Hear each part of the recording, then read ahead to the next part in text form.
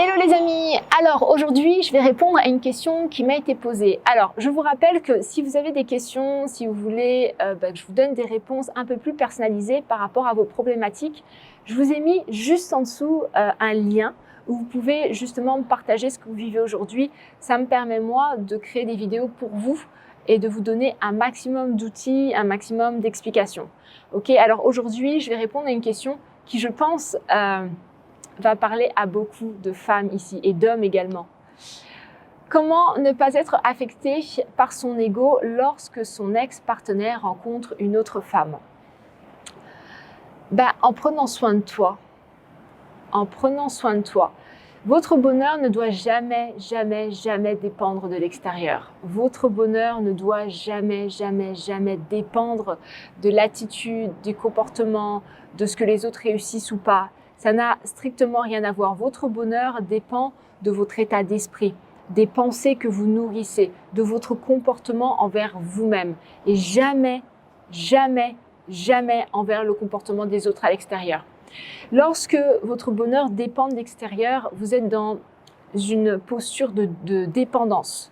Vous dépendez de ce que l'autre vit, vous dépendez des événements extérieurs, vous dépendez de est-ce qu'il m'aime, est-ce qu'il ne m'aime pas. Et pour le coup, en fait, vous n'êtes pas connecté à votre véritable valeur, vous n'êtes pas connecté à qui vous êtes réellement. Vous êtes connecté à la perception qu'ont les autres de vous et au comportement des autres.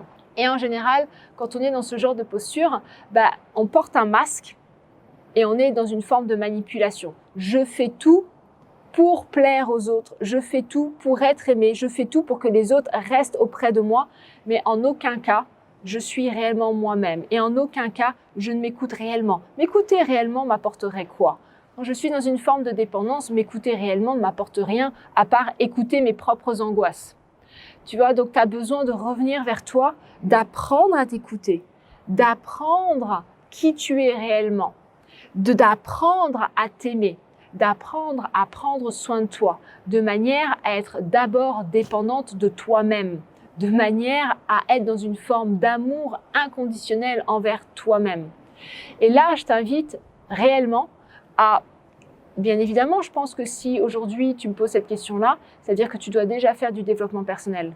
Mais je t'invite à pas juste rester dans la tête. Beaucoup de personnes font du développement personnel et restent dans leur tête. Malheureusement, il n'y a pas de changement dans leur vie parce que si vous voulez réellement changer, vous avez besoin de sortir de votre zone de confort. Et rester dans son appartement à regarder des vidéos YouTube ou à lire des livres, c'est pas sortir de sa zone de confort. Donc vous avez besoin de sortir. Et là, je t'invite à faire de nouvelles activités. Alors tu vas me dire, au moment où je tourne cette vidéo, on est en plein dans le confinement, donc Fanny, sortir. Il y a plein d'ateliers sur Zoom. Tu peux faire plein de choses depuis chez toi. Tu peux aller vers des forums. Tu peux commencer à discuter avec de nouvelles personnes via Internet. Internet, c'est une porte ouverte sur le monde entier. Tu peux commencer à apprendre une nouvelle langue. Tu peux commencer à apprendre à jouer un instrument de musique. Peu importe. Mais je te demande de sortir, de créer quelque chose de nouveau et d'aller vers une nouvelle activité. Et puis, de commencer à te demander, tiens, qu'est-ce que je pourrais faire pour mieux me sentir dans ma peau? Comment je pourrais mieux me sentir dans ma peau? Certaines femmes me disent, en me massant tous les jours. D'autres femmes, elles y arrivent en se regardant tous les matins pendant 15 minutes devant le miroir. D'autres femmes encore, c'est en prenant des cours de chant. Tu vois, cette question, elle est importante. Comment je peux apprendre à m'aimer moi-même et comment je peux apprendre à mieux me découvrir, à mieux découvrir ce qui est bon pour moi? Il y a aussi autre chose. Ça, c'est important. Lorsque vous n'êtes pas d'accord ou lorsque le bonheur des autres vous touche, c'est que vous ne vous autorisez pas à être heureux. Lorsque le bonheur des autres vous touche, c'est que vous ne vous autorisez pas à être heureux. Quand vous êtes contre le bonheur de quelqu'un, automatiquement, vous êtes en train d'envoyer un message fort comme quoi vous ne vous autorisez pas vous-même à être heureux. Autorise-toi à être heureuse. Tu as le droit d'être heureuse.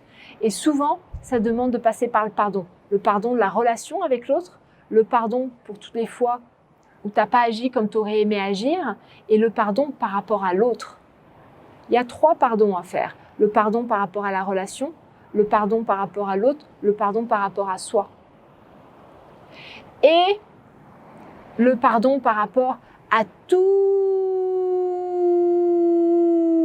tes attentes. Parce qu'en fait, tu n'es plus attaché à la relation. Tu es attaché à tes attentes, tu es attaché à tes rêves, à tout ce que tu avais dans ta tête. Tu te disais, oh, ça va se passer comme ci, ça va se passer comme ça. Ou alors, tu es attaché au passé, mais la relation, elle n'est plus là. Donc, tu n'es plus attaché à quelque chose qui n'est pas là. Tu es attaché à quelque chose que tu t'es créé dans ton esprit. Donc, tu as besoin de pardonner et de lâcher ça, de faire ton deuil. Aujourd'hui, tu n'as pas fait totalement ton deuil. Et pour le coup, le fait que l'autre se remette en couple et le fait que l'autre trouve son bonheur, ça te gêne parce que toi, tu t'autorises pas. Tu ne t'autorises pas à vivre ce bonheur. Et tu ne t'autorises pas à vivre ce bonheur parce que tu ne prends pas soin de toi. Tu ne prends pas soin de toi. Au lieu de regarder ce qui est là, tu regardes ce qui est là-bas. Au lieu de prendre soin de ce qui est là, tu prends soin ou tu tentes de prendre soin de ce qui est là-bas. Mais là-bas, on te tourne le dos. On te tourne le dos parce que c'est terminé. Donc du coup, tu es dans un mode où je fais quoi maintenant? Ben, je t'invite à regarder ce qui est là et à prendre soin de ce qui est là et à te demander, tiens, comment je peux me rendre heureuse tous les jours? Parce que le bonheur, c'est un état d'esprit. On a tous des difficultés. On a tous des fois l'orage. On a tous des fois des obstacles. On a tous des fois une mauvaise communication. On a tous des fois un partenaire qui ne nous entend pas ou qui ne réagit pas comme on aimerait qu'il réagisse. On a tous ça. Mais la différence, c'est dans la tête, c'est dans l'esprit. Quel est le système de pensée que j'entretiens? Est-ce que je suis dans la colère? Est-ce que je suis dans la manipulation? Est-ce que je suis dans la peur? Ou est-ce que je me dis, ok, moi j'ai envie d'aimer et moi j'ai envie de vivre dans le bonheur. Est-ce que c'est réellement important? Est-ce qu'à la fin de ma vie, ce qui se passe là en face de moi, ce sera réellement important? Le jour où je serai dans mon lit de mort, est-ce que ce sera réellement important? En règle générale, c'est pas si important que ça. Et quand on commence à développer cette philosophie, on commence à être plus cool. On commence à lâcher prise sur des choses qui finalement sont pas si importantes. Et on commence à se demander à la fin de ma vie, qu'est-ce qui sera réellement important? Ben, que je trouve mon bonheur, que je m'aime, que j'aime mes enfants, que je rencontre une personne et que je l'aime également, et qu'il m'aime et qu'on crée une belle relation. Je sais pas pour toi, j'imagine que c'est ça. Si tu viens avec une question comme ça veut dire que le couple est important, la famille est peut-être importante pour toi. Donc, ça veut dire que tu as besoin de lâcher ça de manière à pouvoir construire autre chose avec quelqu'un. Il y a quelqu'un à l'extérieur qui t'attend. Mais pour que tu le rencontres, il faut que tu puisses être prête à rencontrer quelqu'un de nouveau. Il faut que tu puisses être prête à ouvrir une autre porte. Mais tu ne peux pas ouvrir une autre porte tant que cette porte-là, elle est ouverte. Accepte que l'autre soit heureux. Sois heureuse pour lui. Parce qu'en faisant ça, tu t'autorises à être heureuse. Et en faisant ça, tu t'autorises à rencontrer quelqu'un d'autre. Ok? Prends soin de toi. Prends soin de toi. Tu as le droit de prendre soin de toi. Tu as le droit de prendre soin de toi. Et tu as le droit de te pardonner. Et tu as le droit de pardonner à l'autre. Tu as le droit de pardonner à la relation. Tu as le droit de lâcher les promesses qui ont été faites. Tu as le droit de lâcher les promesses qui ont été faites. Et tu as le droit de fermer cette porte pour en ouvrir une nouvelle. Ok?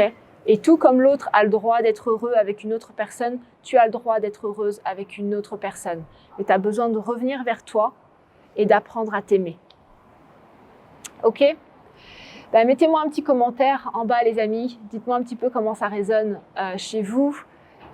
Est-ce que vous avez déjà vécu ça? Et si vous avez déjà vécu ça, tiens, dites-moi un petit peu comment vous avez fait, vous, pour prendre soin de vous. Mettez-moi un petit peu dans les commentaires parce que je crois que ça peut servir à toute la communauté. Comment vous avez appris à prendre soin de vous et comment vous prenez soin de vous tous les jours, en fait. Mettez-moi ça un peu dans les commentaires. Et puis moi, je vous dis à demain, pour le coup. Likez la vidéo si vous aimez. Partagez parce que ça peut servir à quelqu'un. Et puis abonnez-vous parce que maintenant, il y a une vidéo par jour. Et moi, je vous embrasse très fort et je vous dis à demain. Ciao les amis!